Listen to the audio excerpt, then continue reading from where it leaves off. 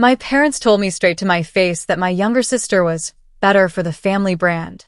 After 7 years of 80-hour work weeks, bleeding my savings dry, and single-handedly scaling our logistics firm into a multi-million-dollar operation, they handed her my CEO chair like it was a birthday present.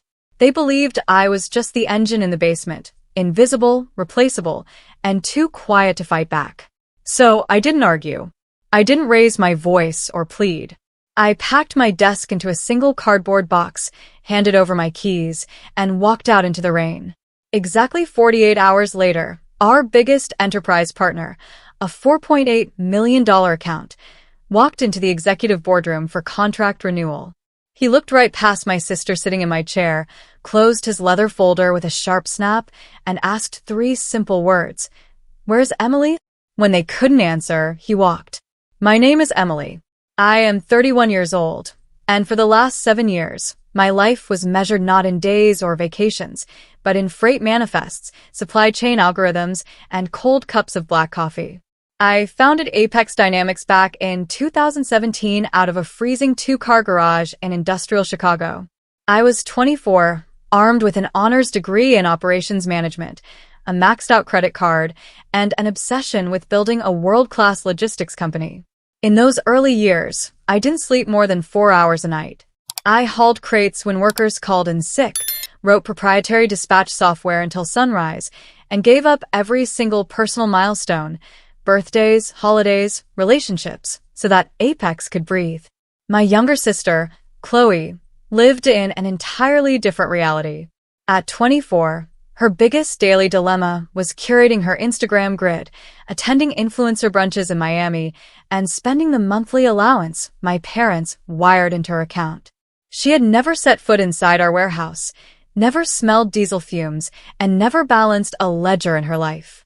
To get the initial seed capital for our first fleet of 10 distribution trucks, my parents put up a home equity loan. But there was a catch. My father, Richard, insisted on holding the majority voting equity on paper until the business debt was fully satisfied. "It's just standard asset protection, Emily," he told me with that warm, reassuring paternal smile. "Blood comes first. You do the heavy lifting, clear the principal loan, and the moment we're in the black, the entire corporate charter transfers to your name. We're family." I trusted him. I treated that verbal promise as absolute gospel. I poured every penny of profit back into the enterprise, paying down my parents' loan in record time while taking home a meager salary that barely covered my rent. By late 2024, Apex Dynamics had exploded into a $20 million operation with 80 employees and Tier 1 corporate clients. I thought I was building my legacy. I had no idea I was just furnishing my own golden cage. The summons came in the form of an urgent text from my mother. "Mandatory family dinner Sunday at 7. Big announcement. Don't be late." We had just closed our most profitable quarter in company history, clearing 8 figures in net revenue. I assumed this was the moment my father would finally fulfill his promise, handing over the majority voting shares and recognizing me as the sole legal owner of Apex Dynamics. Instead, the dining room table was set with vintage crystal and celebratory champagne I hadn't approved. When I sat down, my father clinked his glass with a silver butter knife. "We have an exciting announcement for the future of Apex," he began, beaming at Chloe, who sat across from me in a tailored designer blazer. "As majority shareholders, your mother and I have decided to modernize our leadership. Effective Monday morning, Chloe will be stepping in as Chief Executive Officer." The room seemed to drop 10 degrees. I stared at him, waiting for the punchline, but his expression was dead serious. "Chloe?" I managed, my voice steady despite the adrenaline spiking through my veins. "She doesn't know the difference between a bill of lading and a customs clearance slip. Chloe has 100,000 followers, executive poise, and a modern aesthetic," my mother chimed in dismissively. "She is simply better for the family brand. Investors want glamour, Emily, not grease on their shoes. You're far too rigid." "We're not firing you, sweetheart," my father added smoothly, sliding a fresh contract across the table. "You'll stay on as operations director behind the scenes. You'll run the daily grind, teach Chloe the ropes, and take a 40% pay reduction so we can fund her new executive suite. It's a win-win. They honestly thought I was trapped. I didn't yell. I didn't cry.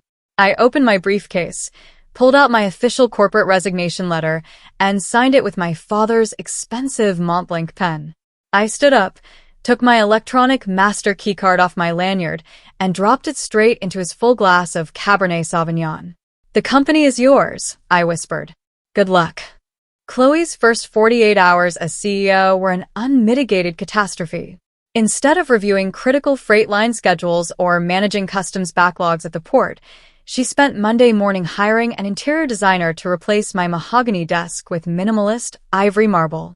By Tuesday afternoon, she was filming an aesthetic day in the life of a tech CEO vlog for TikTok, while 60 tons of perishable cargo sat stranded at the rail yard due to missing temperature compliance sign-offs that only I knew how to authorize. Then came Wednesday morning, the high-stakes contract renewal with Vance Global.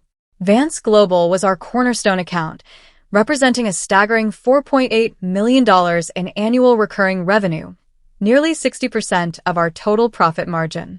The founder and CEO, Arthur Vance, was a ruthless, 70-year-old titan of industry. He didn't care about social media metrics, vanity press releases, or family politics. He cared about clockwork precision, contingency protocols, and zero-defect logistics. At precisely 10 o'clock, Arthur walked into the executive boardroom flanked by his senior legal team. Chloe was sitting at the head of the table, wearing a radiant smile, flanked by our proud parents. "Mr. Vance, welcome." Chloe purred, sliding a glossy, newly branded company brochure across the glass table. "I'm Chloe, the new visionary behind Apex Dynamics. We're pivoting toward a synergy-driven, eco-conscious model that will completely elevate your brand's outward perception." Arthur didn't touch the brochure. His steel-gray eyes scanned the room, looking at the empty chair beside her, then at my father, who was nervously sweating through his tailored shirt. "Where is the risk mitigation matrix for the upcoming Midwest blizzard warning?" Arthur asked bluntly, his voice cutting through Chloe's rehearsed pitch like a scalpel. "And why has my automated GPS dispatch webhook been offline since yesterday at noon?" Chloe blinked, looking completely out of her depth. "Oh, our technical backend is just undergoing a creative refresh.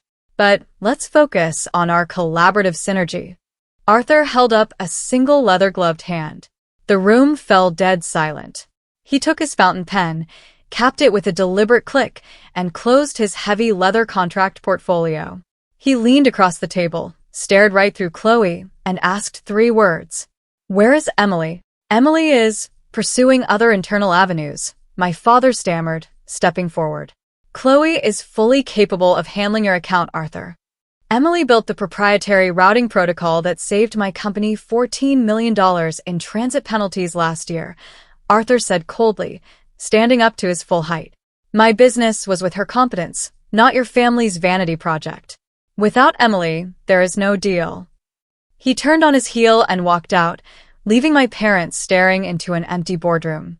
By 11:30 that morning, my phone started detonating with incoming notifications. 14 missed calls from my father. 8 frantic voicemails from my mother. A dozen hysterical texts from Chloe. "Emily, pick up right now. What did you say to Arthur Vance? You're ruining my life." I didn't answer a single one. I left my phone on silent on the granite kitchen island of my apartment, poured myself a fresh cup of tea, and watched the skyline. When you spend 7 years being the only load-bearing pillar in a building, you don't panic when the roof starts to cave in after you walk away. At 1:15 p.m., a private number flashed across my screen. I answered. "Emily," a deep, familiar voice said without preamble. "It's Arthur Vance." "Hello, Arthur. I assume the contract renewal didn't go as planned." "That boardroom was an absolute circus," Arthur stated flatly. "Your sister tried to sell me aesthetic branding while my freight monitors showed 3 separate temperature alarm breaches on refrigerated loads in Ohio. I rescinded the 5-year extension on the spot. Are you free for coffee?" 20 minutes later, I met Arthur at a quiet, wood-paneled private members club downtown. He didn't waste time with pleasantries. He slid a crisp white folder across the table toward me. I don't do business with figureheads. I do business with operators, Arthur said, leaning forward. My legal team confirmed you never signed an enforceable non-compete clause because your parents were too arrogant to think you'd ever leave. Launch your own firm, Emily. Vance Global will provide $3 million in anchor purchase order financing and sign a 5-year exclusive logistics master agreement the second your entity is registered. My heart pounded with fierce clarity. I can have the new infrastructure operational within 7 days. I know you can, Arthur said with a rare, approving nod. That's why I'm here. By 5 o'clock that evening, word had spread through the industry grapevine. My former lead warehouse supervisor, Marcus, along with our head software engineer and 12 of our top freight dispatchers, sent me private messages. Every single one of them handed in their 2-week notices to Apex Dynamics that afternoon, refusing to work under Chloe's direction. They weren't loyal to the company name on the building. They were loyal to the person who built it. Within 3 weeks, the illusion my parents tried to sell completely unraveled. Without the proprietary dispatch algorithms I had personally overseen, Apex Dynamics suffered catastrophic supply chain failures. Shipments were lost, client penalties accumulated into hundreds of thousands of dollars, and fleet drivers walked out in protest of Chloe's erratic management.